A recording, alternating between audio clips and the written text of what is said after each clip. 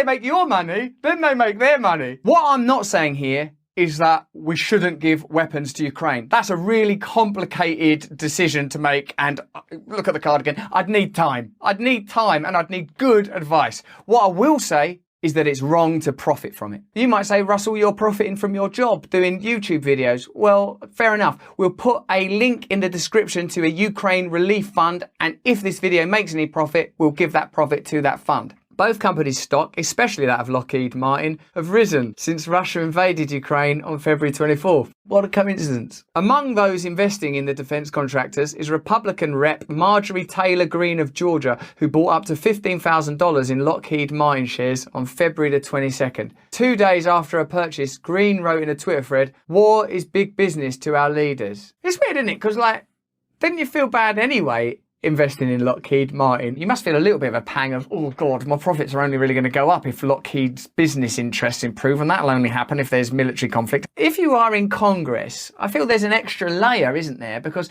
they stand there, the flags, the oaths, I think a Bible's involved. I mean, there's all sorts of stuff goes on about you've got to do the right thing.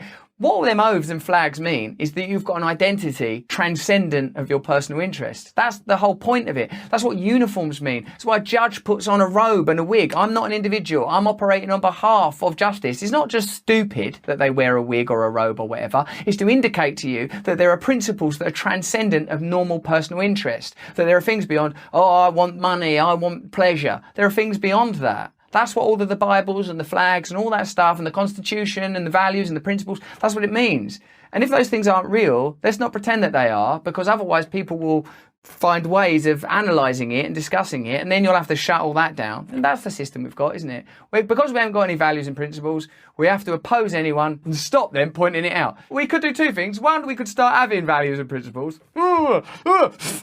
Or we could just shut down anyone who points out that we haven't. Oh yeah, that one, shut down. But we'd have to say something first, like they're conspiracy theorists. No problem. Say that then.